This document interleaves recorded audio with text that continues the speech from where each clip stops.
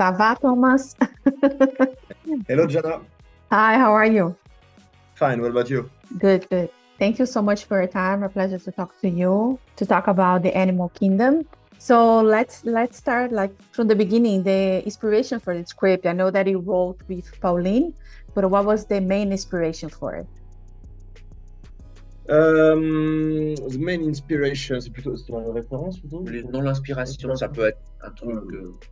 J'avais très envie de parler d'une relation entre un père et son enfant, parce que c'est aussi mon histoire depuis quelques années. Et j'avais envie de parler du monde dans lequel on vit et quelque part du rapport qu'on entretient avec notre environnement. Donc, quand j'ai lu le scénario de Pauline et qu'il y avait cette métaphore des transformations entre l'homme et l'animal, ça m'a tout de suite interpellé. J'ai eu l'impression que c'était la bonne métaphore pour raconter l'histoire que je voulais. Et voilà, on a commencé à écrire ensemble en 2019.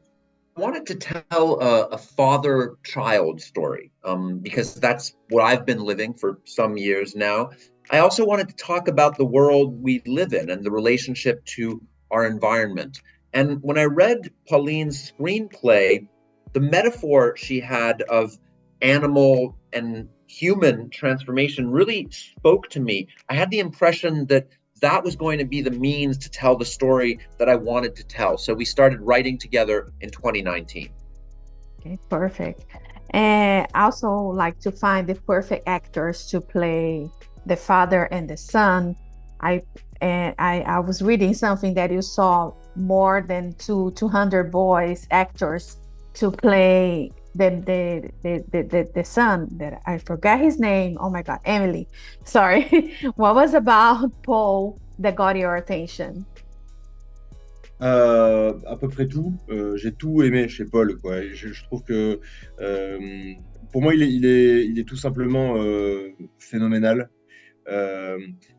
Quelque chose que j'aime beaucoup chez lui, par exemple, c'est qu'il a tous les âges à la fois. C'est déjà un jeune adulte. Il a encore quelque chose de l'adolescence encore en lui, de la maladresse. Et il y a aussi quelque chose de plus profond qui est presque qui vient de l'enfance, quelque chose de très, très originel, très pur. Moi, en fait, il me faisait presque penser au personnage de Mowgli dans le dessin animé. Et il a quelque chose de très puissant au fond de lui, mais dont il n'est pas conscient. Il y a quelque chose d'explosif, d'indompté, de sauvage, qui allait parfaitement bien avec le personnage. I like about everything about Paul. Yeah, I really do.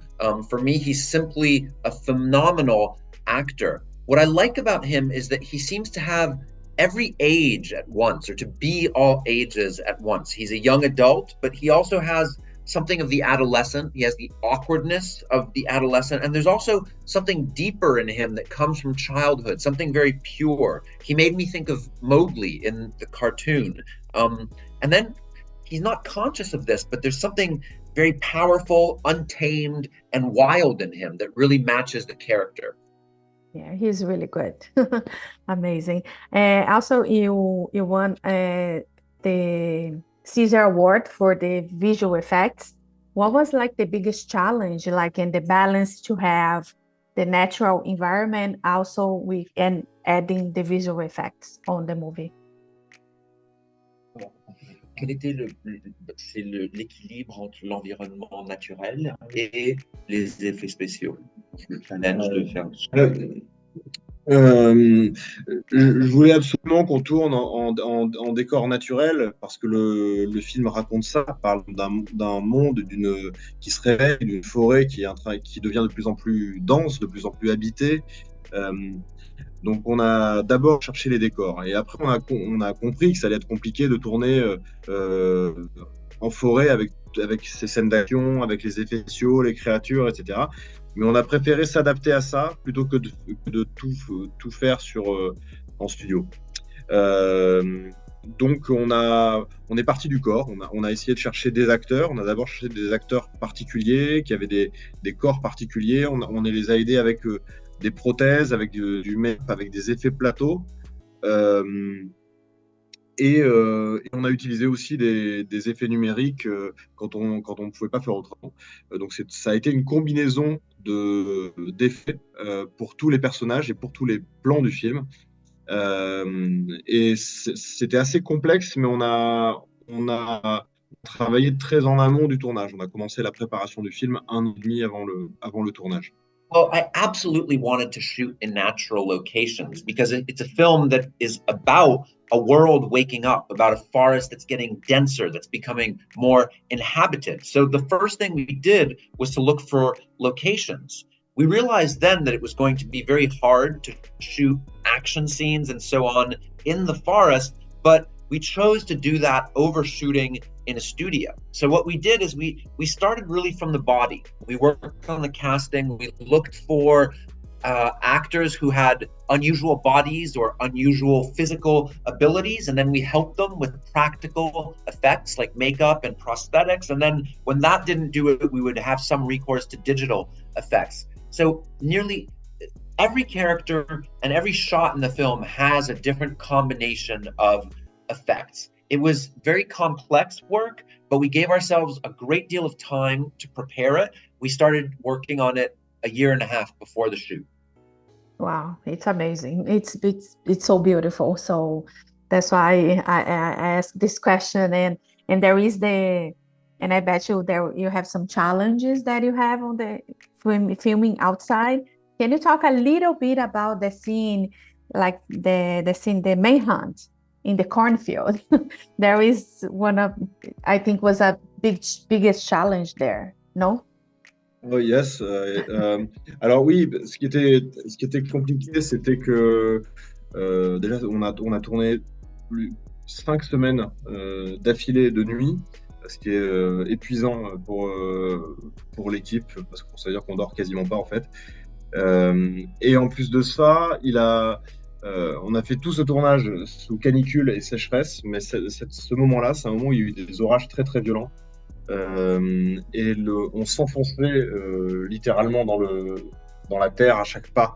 Donc là, il y a des échassiers, des gens sur échasse, qui ils s'enfonçaient de quasiment 1 mètre dans la terre à chaque fois qu'ils faisaient un pas. Donc on a vraiment cru qu'on sortirait jamais de ce champ de maïs. Et c'était assez dangereux parce que les caméras allaient très vite sur des quads, sur des jeeps, et que les acteurs glissaient avec le risque d'être emboutis par la caméra. Et je pense qu'au final, ce qu'on voit dans le film, c'est vraiment 100% de ce qui est utilisable dans les rushs. C'est-à-dire qu'on n'a vraiment pas eu de matière, beaucoup plus de matière au tournage. Yes, that was hard. We were shooting 5 weeks in a row at night, which is really exhausting for the crew because what that means is they're practically not sleeping at all. And throughout the entire shoot, we were working during a drought and a heat wave. But for this particular sequence, there had been terrible storms, and we were literally sinking in the mud with every footstep we took. There were actors who were on stilts in these scenes, and they were sinking into the mud a whole meter. So that's, well, I can't convert that right now, but 1 meter. We really thought we were never going to leave this cornfield. And it was actually quite dangerous because the cameras were mounted on jeeps or tracks, and there was a real danger that the actors could slip and be hit by one of these cameras. And I think that what you see in the film is literally 100% of the usable material that we shot. It's everything that we were able to get. Amazing. And for us to wrap it up, what do you think that people that they're gonna watch the movie is gonna take away the message that you have on the movie? It's about parenting, it's about relationship, coming to age. What you think people are gonna take away from the movie?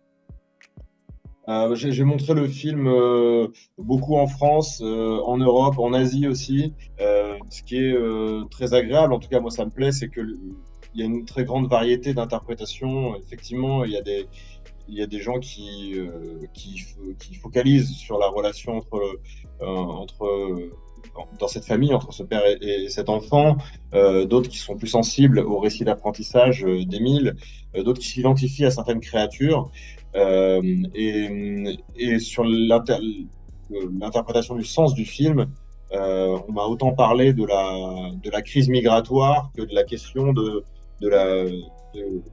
comment on cohabite dans nos démocraties avec nos différences. Et je suis très content de ça. Ça veut dire que les spectateurs peuvent s'approprier le film. I've shown the film a lot now in France, in Europe, and also in Asia. And what made me really happy is that there's been a real variety of interpretations. Some people really focus on what happens in the family, the father-son relationship. Others are sensitive to the coming of age that Emile goes through. And others really identify with certain creatures.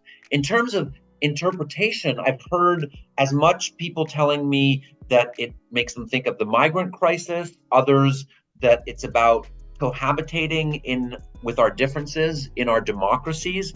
And that really makes me happy because it gives me the sense that viewers are making this film their own.